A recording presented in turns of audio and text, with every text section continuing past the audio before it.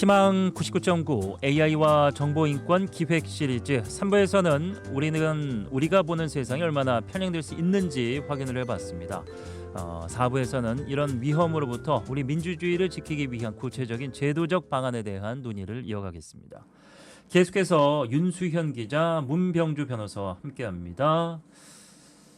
자, 최근 국정감사에서 물론 단골 질책 사유기도 합니다만 딥페이크, 알고리즘 이런 최근의 폐해를 막기 위해서 다음 네이버 같은 이제 포털 조작을 한 과거 이제 인력들이 좀 있기 때문에 요주의 대상이 되기도 합니다만 노력을 계속해서 기울이기는 있죠. 네, 맞습니다. 이게 포털 플랫폼 사업자 책임이 물론 크긴 하지만 손 놓고 있는 건 분명히 아니고요. 여론 조작 같은 걸 막기 위해서 수많은 노력을 하고 있습니다. 이게 대표적으로 여론 조작이 가장 활발할 수 있는 선거 시기에 정치 기사나 선거 기사 댓글창을 막는 조치가 대표적입니다. 이 또 네이버는 이번 지방선거를 맞이해서 악성 댓글 비중이 높은 기사에 댓글창을 자동으로 닫는 시스템을 도입하겠다고 합니다. 그리고 클린봇이라고 AI가 악성 댓글이나 부적절한 댓글을 검증해서 자동적으로 차단하는 기능도 준비하고 있습니다. 그래서 아까 이야기한 드루킹 문제처럼 기사 소비나 댓글, 공감 등이 비정상적으로 늘어나는 경우가 있거든요. 이럴 경우 자동적으로 댓글 노출이 정지되는 기능도 갖고 있습니다. 그래서 이게 여론 조작이라는 게 사실 창과 방패의 싸움과 같거든요. 그래서 포털 사업자도 계속해서 새로운 방패를 만들고 있는 상황입니다. 그게 보면 이제 통신사나 지면지나 방송국이나 이제 포털에 뉴스를 올릴 때 그 나름 방침이 있는 것 같아요. 어떤 기사는 만약 이제 극단적 선택 이 표현도 조금 문제가 되긴 했습니다만 세상 작가분들에 대해서 이제 댓글을 막는다든지. 근데 저는 좀 이게 형평성이 좀 어긋나는 부분도 있다고 하는 게 저는 이제 어제 저희가 스포츠 소식 전해드렸습니다만 스포츠를 좀 좋아하긴 합니다만 스포츠 보면은 스포츠의 댓글 기사는 언제부터 다 막았어요. 알고 맞습니다. 있죠. 네. 근데 또 연예인 관련 기사는 또 다 열려 있어요. 그게 원래는 연예인 기사도 닫혀 있어야 되는데 아마 그 언론사가 그죠. 뉴스 섹션을 일반적인 기사로 송출해서 돌려놓은 거죠. 예, 맞습니다. 맞아요. 그러니까 그런 부분들도 조금 신경 쓸 필요가 있다 이런 생각이 들더라고요. 자, 말씀드린 대로 이제 4부 이야기를 좀 제대로 펼쳐보도록 할 텐데 최근 학술지 사이언스에 악성 군집 AI가 민주주의를 위협한다 이런 보고서가 실렸습니다. 수천 개의 AI 에이전트가 조직적으로 움직이고 이렇게 해서 조작된 합의를 만들어낸다.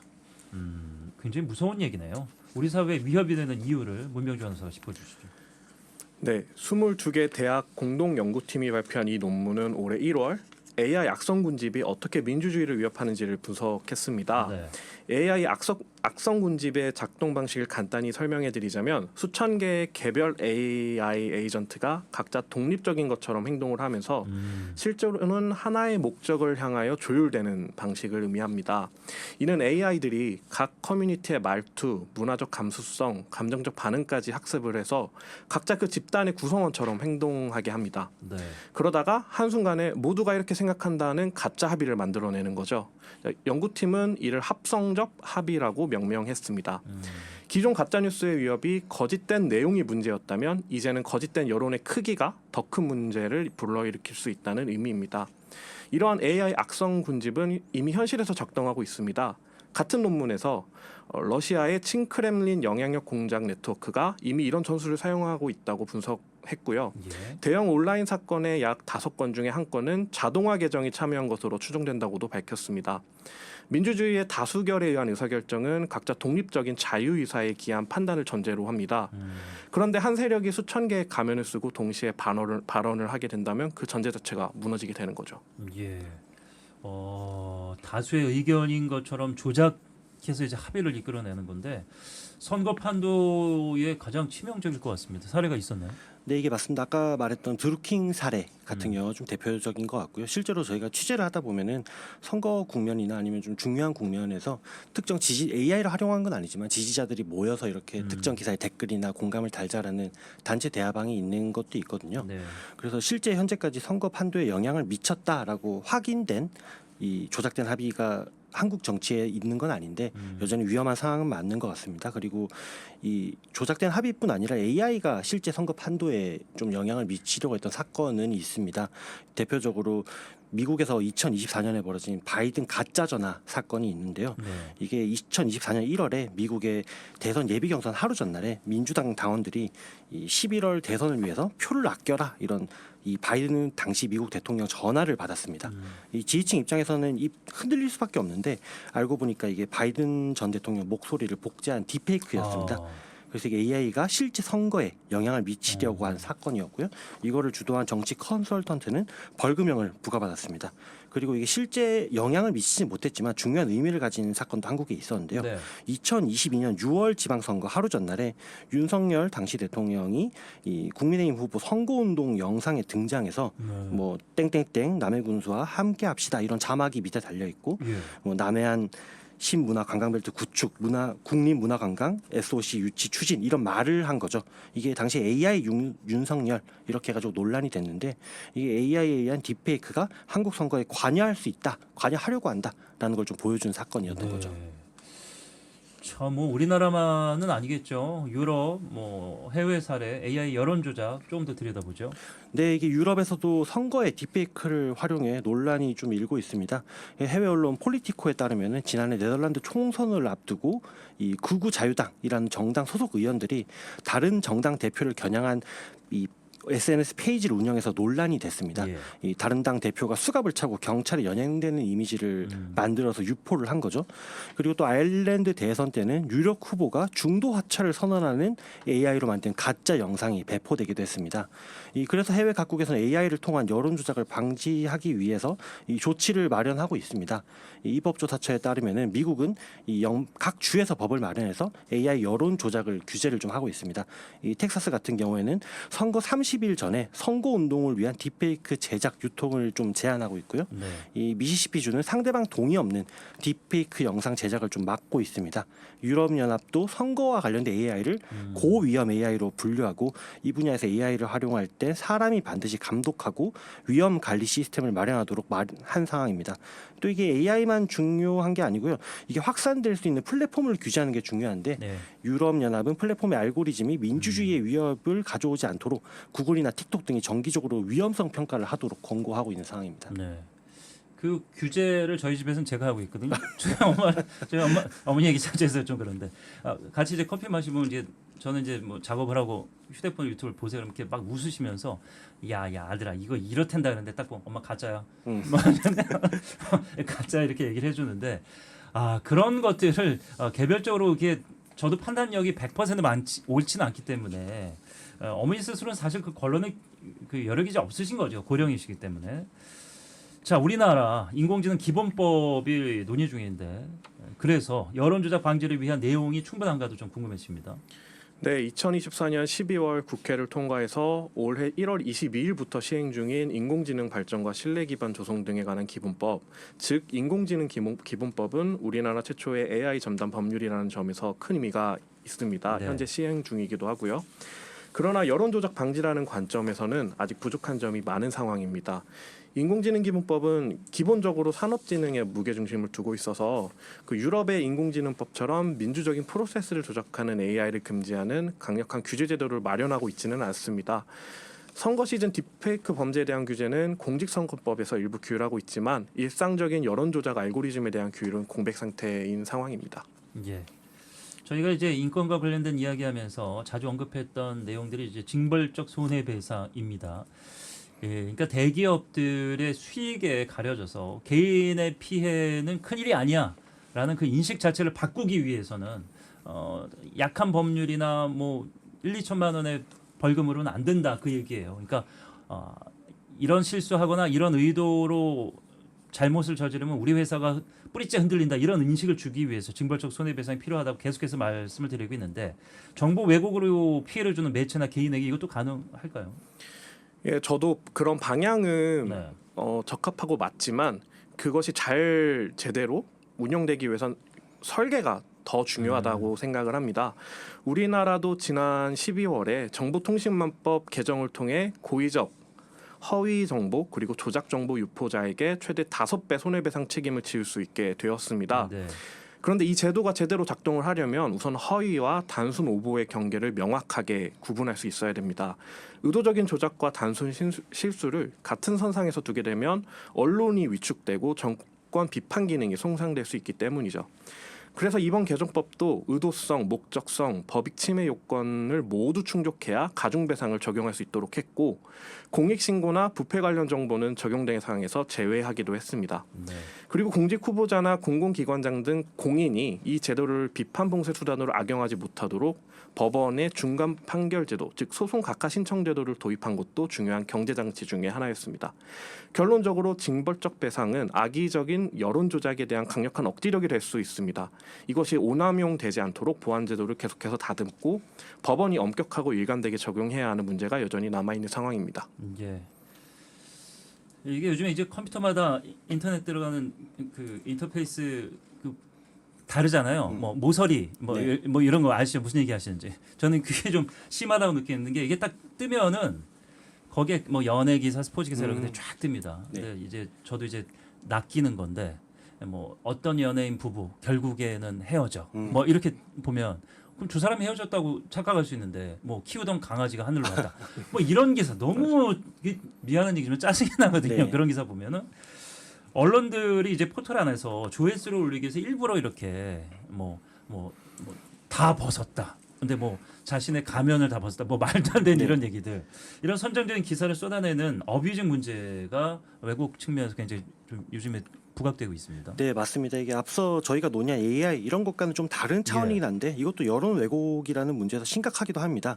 아까 말씀해 주셨지만 기사 보면은 저도 얼마 전에 봤던 건데 연예인 누가 음주운전을 했다더라. 근데 클릭해 보면 드라마 속 내용이거든요. 예. 극 중에서 음주운전을 했던 거죠. 예. 아니면 또 뭐 사건 사고가 벌어졌을 때 이거를 자극적으로 소개하는 기사도 굉장히 많고요. 이게 언론 입장에서는 단순히 클릭하는 우리의 낚시를 하는 거죠. 조회수를 높이기 위한 알맹이 없는 기사인 거죠. 예. 문제는 이런 기사들이 많이 읽힌다는 거고요. 이 자극적이고 궁금해서 원초적인 호기심을 좀 자극하는 건데 이게 조회수 높은 기사들의 관심이 집중될 수밖에 없습니다. 그렇죠. 그리고 또 그런 기사들은 많이 읽힌 기사라는 타이틀로 묶여서 더 확산되기도 하고요. 이게 중요하지도 않은 내용이 기사로 쏟아지니까 자연스럽게 여론이 그쪽으로 몰릴 수밖에 없기도 합니다. 그래서 이게 이 같은 기사를 자제시키기 위해 노력을 해야 되긴 한데 사실 방법이 뚜렷하지는 않습니다. 이게 또 기사를 보면 사실관계가 틀리거나 한 거는 많이 없는 거거든요. 예. 그래서 이게 이런 기사를 쓰지 말라라고 하는 것이 또 언론사 활동을 제약할 수 있는 수단이 될 수도 있고요. 그래서 이게 기자들이 좀 스스로 자성을 해서 그런 기사 쓰는 걸 부끄러워하고 이용자들도 그런 기사를 웬만하면은 클릭하지 않으려는 문화가 만들어져야 되는데 네. 쉽지 않은 상황은 분명히 맞는 것 같습니다. 예. 그 윤수영 기자가 이제 한 10년이 다 돼가는 기자 생활하시는 스스로는 부끄럽지만 MG는 어쨌든 그 바운더리 안에 들어 있는데 네. 이게 이제 기자들이 한동안 너무 듣기 싫어했던 단어 있잖아요. 네. 기레기라고 하죠. 네. 이게 이제 완전히 왜곡된 기사나 잘못된 기사, 허위 기사도 아니고 물론 이런 파트의 기자들을 아예 폄훼하거나 무시할 수는 없지만 이게 자정 능력이 과연 있는지 좀 의문이거든요. 어떻게 보세요? 맞습니다. 좀 저도 걱정이 되고 이거를 과연 기자들이 바뀔 수 있겠느냐라고 물어봤을 때 이게 기자들이 마냥 그런 기사 쓰는 걸 좋아해서 그런 것도 아니거든요. 회사에서 시키는 경우도 있는 거고 분명히 언론사가 뭐 이게 쉬운 말로 그냥 돈 버는 것도 아닌 거고 사람들의 클릭을 유도해서 그걸로 광고 수익을 받아야지 생존할 수 있는 구조이기 때문에 이런 문제가 계속해서 발생하는 것 같은데 개별 기자에게 책임을 묻기보다 우리 언론사 차원에서 좀 개선을 해야 될 문제인 것 같습니다. 개별적으로는 본인의 역량을 좀 더 키웠으면 좋겠어요. 그러니까 기왕 이렇게 후킹을 할 거면 좀 더 멋있고 세련되게 할 수 있거든요. 네, 맞습니다. 좀 저질스러운 것들이 좀 많아서 그래서 여쭤봤습니다. 자, 포털 안에서만 뉴스를 보는 인링크 방식, 이 포털 알고리즘에 대한 의존도를 지나치게 높이고 있습니다. 그렇다면 포털의 아웃링크 도입, 여론 왜곡을 막는 대안이 될 수 있을까? 이게 현실로 가능한가? 어떻게 보십니까? 네, 이게 사실 좀 일장일단이 있습니다. 그래서 이게 어뷰징 기사의 문제 포털 페이지에서 바로 우리가 볼 수 있는 걸 릴링크 언론사라고 하잖아요. 네. 그런 언론사들도 똑같이 저지르고 있는 일이긴 합니다. 이게 그 중소 언론사만 저지르고 있는 문제가 아니라 그렇죠. 모든 언론사가 다 하고 있는 문제고요. 예. 그리고 이게 포털 릴링크 기사만 보다 보면은 그 외의 언론사 기사를 좀 못 볼 수도 있습니다. 아까 말했던 필터 버블 현상이나 이런 인링크 기사들만 계속 추천되는 문제가 있는 건데요. 이 대표적으로 OBS 청취자분들이 OBS에서 나오는 경인 지역 소식을 포털에서 솔직히 좀 찾아보기 힘듭니다. 예. 인링크가 아니기 때문이죠. 예, 그리고 맞습니다. 뉴스민, 옥천신문 이런 훌륭한 지역 신문들이 많은데 이런 기사들을 포털 내에서 또 찾아보기도 힘듭니다. 그래서 인링크가 이용자들을 포털 내에서 가두리하고 여론 다양성을 대변하지 못한다 이런 지적이 있었던 것도 사실입니다. 그래서 최근 네이버가 사실 인링크 입점을 확대하겠다고 했지만 점수 기준이 좀 지나치게 높다는 지적도 맞아요. 나왔고요. 예. 이게 100점 만점에 90점이 통과라고 하는데 근데 그렇다고 이게 그럼 인링크를 다 없애자. 아웃링크로 하자라고 하면 여론 왜곡이 막아질까? 사실 그것도 좀 단점이 있습니다. 이게 모든 언론사가 OBS처럼 훌륭한 기사나 방송만 하는 곳은 또 아닌 거거든요. 대한민국의 언론사가 3만 개가 보통 넘습니다. 이게 정말 많은데 언론사가 이들 기사의 퀄리티를 또 일정한 수준으로 유지할 수 있을까가 과제인 것 같습니다. 그리고 네. 또 광고 문제가 있어요. 이게 언론사 홈페이지에 들어가 보면 네이버랑 다르게 광고들이 너무 많이 떠서 기사 읽기에 좀 불편한 경우들도 있는 거거든요. 그런 문제도 좀 같이 해결을 해야 되는 부분인 건데 네. 이게 좀 여러 가지로 검토를 해봐야 될 부분인 것 같습니다. 저희 OBS에 굿모닝 OBS처럼 이렇게 인권과 관련된 10부작, 20부작 넘게 이런 좋은 방송사가 어디 있습니까? 그러니까요. 굉장히 그 고퀄의 진행자가 있고 네.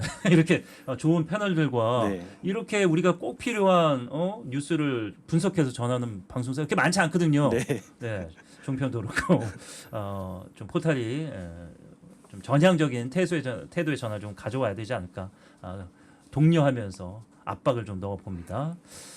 최근 네이버가 뉴스 제휴 심사에 배심원제를 도입하겠다라고 밝혔는데 여론 편의성 문제를 해결할 수 있는 하나의 방안이 될 수 있을까요? 네, 네이버의 배심원제 도입 방침은 뉴스 제휴 심사 과정의 투명성과 공정성을 높이겠다는 취지입니다. 네. 지금까지는 포털이 어떤 기준으로 어떤 언론사를 제휴 대상으로 포함하느냐에 대한 기준이 불투명했습니다. 일반인으로서는 알 수가 없었죠. 시민이 참여하는 방식으로 이를 보완하겠다는 건 공론의 장의 민주화라는 점에서 긍정적으로 보여집니다. 네. 그런데 어떤 언론사가 들어오느냐만큼 들어온 기사를 알고리즘이 어떻게 배열하느냐도 중요합니다. 그래서 배심원이 아무리 공정하게 제휴사를 선정하더라도 그 이후에 알고리즘이 자극적 기사를 우선적으로 배치한다면 여론 왜곡을 막기 어렵겠죠. 그래서 클릭수와 체류 시간 기반 알고리즘은 포털 전면에 노출되는 뉴스 기사의 선전성과 혐오 촉진한다는 경향이 있다는 건 이미 많은 연구를 통해서 입증되기도 했습니다. 네. 따라서 네이버의 뉴스 제휴 심사 배심원제는 그 자체로도 의미가 있긴 하지만 추천 알고리즘 설계 원칙을 공개하고 뉴스 다양성 지수를 도입하거나 또 알고리즘 외부 감사 등의 구조적인 개혁도 반드시 함께 가야 할 필요가 있다는 생각입니다. 예. 저희가 오늘 다양한 이야기를 풀어놓다 보니까 항상 저는 좀 비과학적이고 비이성적인 질문을 하는 게 좀 취미이긴 하거든요. 왜냐하면 거기서 답이 나올 가능성이 굉장히 높아요. 그렇죠. 원론적으로 그렇다면 우리가 요리할 때도 쌀하고 먼지를 걸러내기 위해서 채를 받치잖아요. 네. 그리고 뭐 취약계층을 얘기할 때도 안전망 이런 얘기하고 그럼 그런 망은 없을 것인가? 아니 AI가 이렇게 가짜 뉴스를 만들어내고 왜곡하는 그 언론사가 있고 그렇다면 이걸 이렇게 쏙쏙 채로 걸러하고 버리면 가능하지 않을까? AI가 AI 가짜 뉴스를 판별할 수 있지 예. 않을까라는 그건 불가능할까요? 일반적인 언론사 뉴스를 말씀하시는 건가 아니면 가짜 정보를 말씀하시는 건가? 뭐 가짜 뉴스를 일단 한정지어서 얘기하면요. 여러 가지 시도들이 있긴 한데 예. 사실 아직까지 정교하지는 않은 것 같습니다. 사실 가짜 뉴스를 검증하기 위한 AI가 만들어지려면 AI 그 자체가 일단 가짜 뉴스를 생성하지 않아야 되는데 아직까지도 AI 환각이라는 문제점이 분명히 있는 것 같거든요. 어떤 도덕심이나 정의감, 사명감, 소명의식 이런 걸 AI에게 심어준 것은 좀 비과학적이고 현재의 과학으로는 어려울까요? 현재 AI 기술로는 어렵지 않나 생각하고 있습니다. 제가 정말 판타지한 질문을 드렸는데 그런 기술이 먼저 남아야 되는데 항상 그렇죠. 항상 안전장치는 뒤따르는데 그 안전장치가 뒤따르기 전까지 너무 많은 피해가 발생하고 그 피해 때문에 많은 사람들이 힘들어하고 손해보기 때문에 한번 제가 여쭤봤습니다. 법적 제도적인 안전 장치가 그래서 먼저 뒤따라야 됩니다. AI에게 그런 자정 능력까지 요구하기에는 아직은 시기상조이기 때문에 우리 민주주의를 지키기 위해 정치권과 시민사회가 협력해야 할 가장 시급한 법안은 무엇일까요? 네, 현재 인공지능 기부법도 제정되어 있고 최근에 또 정보통신망법이 개정된 점도 매우 고무적이라고 볼 수 있습니다. 예. 그런데 지금 포털 사이트와 유튜브 등 대형 플랫폼 서비스들이 어떤 기준으로 어떤 기사와 정보를 추천하는지에 대한 공개 의무가 법적으로는 강제되지 않고 있습니다. EU 유럽연합의 디지털 서비스법 같은 경우는 이런 대형 플랫폼의 추천 알고리즘 주요 매개 변수를 공개하고 또 외부 감사를 의무화하고 있습니다. 우리도 이에 상응하는 플랫폼 알고리즘 공개법을 도입할 필요가 있다고 생각이 듭니다. 예. 뭐 새로운 기술 앞에 혼란스러운 것은 뭐 나이와 상관없고 성별과 상관없고 분야와 상관이 없습니다. AI 정보 홍수의 시대 전신을 개인이 좀 차릴 필요가 있죠. 그런 위기감을 저도 항상 느끼고 다양한 방송을 제가 이렇게 보는 이유도 편향성만이 아니고 제가 알고 이야기하는 것이 사실이 아닐 수도 있거든요.